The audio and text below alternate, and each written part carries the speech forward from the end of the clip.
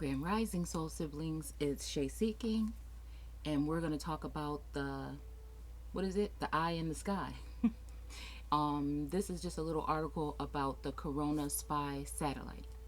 Now, this may not have anything to do with this, and it may be able to give us a little bit more insight on a couple of things that these governing forces in the CIA and all of these other people have been up to, including the militia or forces that these governing entities have at their fingertips in order to make things move on the earth or with the earth. Okay? Earth meaning earthlings or melanated aboriginal people, and their offspring meaning natives or indigenous that are interested in this kind of thing. So, this is the Corona Spy satellite, and it says you saw the Corona Spy satellite film bucket at the first stop during your mission. Were you surprised something used to spy was shiny and gold? Okay. Now, I don't know who this question is geared towards, but we're going to go ahead and keep reading. Corona was the secret name for an American first spy satellite. Or for you know what? I need to figure out something. This is what happens when you procrastinate. Okay. Yeah, I can't zoom in, but I'll just try my best. So it says Corona was the secret name for America's first spy satellite to the public. It was known as the Discoverer program, its cover name. The government used this name in order to keep its reconnaissance, I guess, mission a secret. I don't even know if that's a word. I'm gonna have to look it up. Most people thought Discoverer referred to a research program, which it possibly did. Whenever they say most people thought, it may have had something to do with that as well. The film Return Bucket, okay, and I'm gonna have to look up that film because I've never heard of it, of Discoverer, I guess 13 maybe, became the first human made. So this is the first human made. Now, it's up for grabs as to who the real humans, mankind, earth, again, waters for some people. If you've been on this channel, you know, or you can see for yourself what earth and water represents, especially when we're talking about the biblical text, and also what different types of hold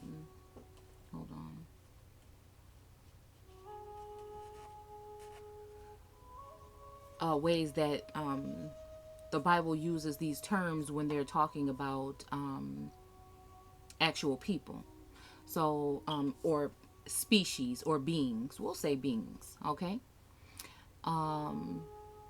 Let's see, I think the music is too loud for me. Okay.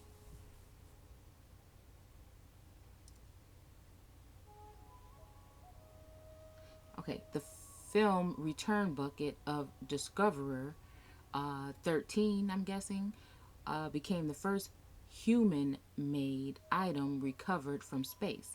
Now, there's a question as to who mankind, human, and people, in these types of terms, exactly who we're really making reference to. People might say because it says hue, or their hue is in there, that we're talking about people of different tones. But again, everyone has a certain hue to their skin. We know the earth represents indigenous people, and usually when they're speaking of the earth, you may think that they're only speaking of the ground that you walk on. But again, the way that these people use duality when it comes to terms, same thing as basically teaching us with the dictionary instead of etymology. That's up for you to judge what you're reading as you're reading it.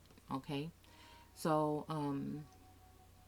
compared to today's digital cameras and satellites that store or transmit information to us immediately, the corona used actual film that had to be ejected from the satellite and recovered before it could be viewed. A fun fact: when the corona satellite camera was first used, it only had a resolution of about 40 feet. By the end of the program, the satellite's camera had a resolution of 6 feet. This means the camera could see your car parked outside your house, okay, but not a basketball, okay. Fun fact: by the end of the Corona program in 1972, now this could have been ended in 1972, or it may not have been, or it might have just transpired or mutated into something else, okay? Over 120 Corona satellites have flown and photographed around 750,000 square miles of the Earth's surface, okay?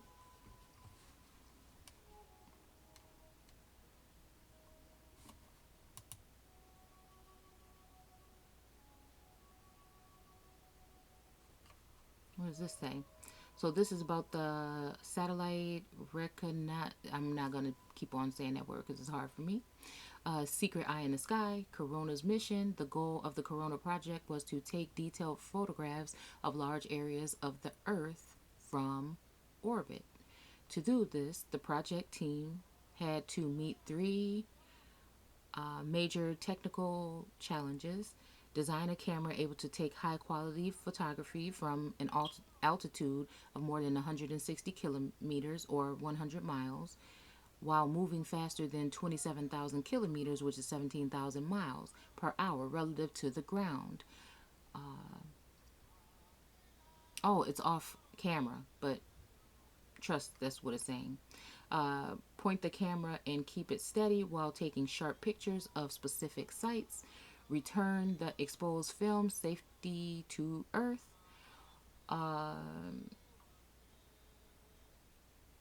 Dozens of companies and many thousands of people labored in secret to develop and operate the technologies for Corona. I wonder why. The camera displayed here is a reconstructed KH-4B, the type used in the Corona project during the late 1960s and early 1970s. Objects as small as 2 meters or 6 feet across could be seen in photographs taken by this camera. It was declassified and donated to the Smithsonian in 1995. So I guess this is some images of it. Launch vehicle Thor Agena. Let's see, maybe I can scoot this over a little bit. And then I think this is part of a picture of something, it or something like it, okay, because it's on this page. Now we're going to go ahead and go back and finish this. Where we were there, okay? So Chuck, we'll just say his first name, Artifact Corona from 1957 to 64. What was your role in the Corona program? He answered, I was an aerial recovery specialist who maintained and operated the recovery gear in the back of the C-119 and C-130 aircraft. Both were cargo planes used to catch Corona capsules. I used the winch, recovery poles, and hooks to reel in the capsule after the pilot made contact. It was kind of like using a giant fishing line to catch the bucket. What made you want to join the military? I was like, I always like aviation. um, and wanted to fly. So several months after graduating from high school, I joined the Air Force. The surest way at the time for a young enlistee to become an air crew member was to become a load master, someone who supervises and the loading of cargo. So I chose that career field. When the Corona Recovery Squadron formed in 1958, most of the recovery crews were selected from the loadmaster ranks. What is your most memorable moment in the Corona program? He says flying recoveries in general was neat. The back of the aircraft was wide open. It was cold, windy, and noisy, but the view was great. When the pilot caught the parachute, it sounded like a big old fishing reel. We spent a lot of time on the very back end of the aircraft deploying recovery gear, hauling in capsules, or dropping objects out of the aircraft. And I never tried to see. Wait, and and I never tired to see. Well, I guess that's how they wrote it. So it wasn't my fault this time. um, of seeing the world that way. Okay. Then this is somebody named Kenneth. Uh, Artifact Corona capsule. Okay, so this one was the Corona, and this is the Corona capsule from 1971 to 76. What was your role in the Corona program? During my tour at Hickman Air Force Base in Southeast Asia, it's funny how there's something else that's in Southeast ish Asia, China, Wuhan. So we're going to go ahead and look at that next. I don't know if they consider it Southeast Asia, but it's close enough for me. So I'm going to go ahead and show you guys this next that's kind of interesting. Okay, so progressed from a C-130 aircraft captain to an instructor pilot and finally to recovery aircraft commander, which is Iraq. Iraq had the primary responsibility for catching the Corona capsule and had to train for at least a year before they got the job. The C-130 cargo plane was a primary aircraft responsible for catching capsules on Corona missions. What made you want to be a pilot? The Air Force was recruiting potential pilots because of the conflict in Vietnam. It gave me the opportunity to become involved in the aviation career. What is your most memorable moment in the Corona program? Two moments stick out to me. First, the successful snatch of each Corona capsule. Also, I was privileged to assist the U.S. Coast Guard in the rescue of a ship um, in, dis- in distress about 1,000 miles off of the coast of Hawaii. I wonder what kind of ship we're talking about. That one. So, yeah, again, thank you guys for watching. Like I said, I'm just really trying to get these videos out about this Corona because I didn't know about the Corona satellite, and I didn't know that the place that they had this thing was in Southeast Asia. If this was supposed to be an American program, I don't know why they would do that. But again, we're just asking questions here. I don't claim to know anything further than what we just read here. Um, and yeah, so we're just looking into a couple of things. And what will one of these satellites be used for? Because then it reminds me of this whole 5G thing. It just also makes me think about a lot of things when it comes to the truth about our bodies and the energy that we carry and things of this nature, and how have they been able to keep certain people so stagnant, and if we're talking about this 5G is going to be controlling people or damaging things or affecting the brain or thoughts or things like this of people, then again It just makes me wonder what the satellites really were for. Um, have they had some type of energy field that has been disturbing the peace or keeping certain people in a certain situation for a long time? And then again, is this whole corona thing calling that out low key by calling it some kind of dis-ease, because it is going to be a dis-ease for some. Um, but under the guise, okay, of it being some other program or experiment that they're doing on us, that we don't have any power over it to, protect ourselves or something. So I'm just wondering if these two have something to do with each other. Does that even sound right? I don't know. You guys let me know what you think.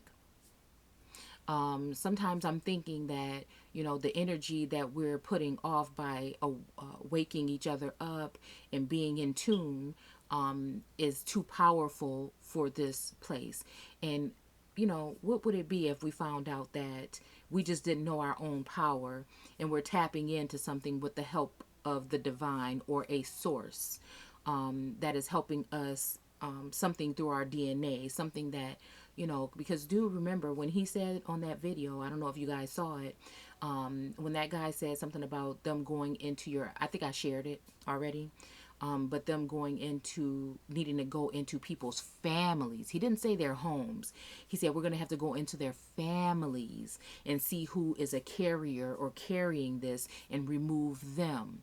You know what I'm saying? Low key in my spiritual eye, is trying to tell me that they're talking about, yeah, that, but they may be talking about something else that we're not aware of. And is 5G something that they're trying to hurry up and get installed so that it can affect us in a way, since we're coming off of whatever they've had us on for so long? So I want to thank you guys for watching. Don't forget to like the video, please. Comment or subscribe, and then join us if you'd like in the group on Facebook called American Aborigines Unchained, where you can share information or receive different types of alternative information. So again, take care.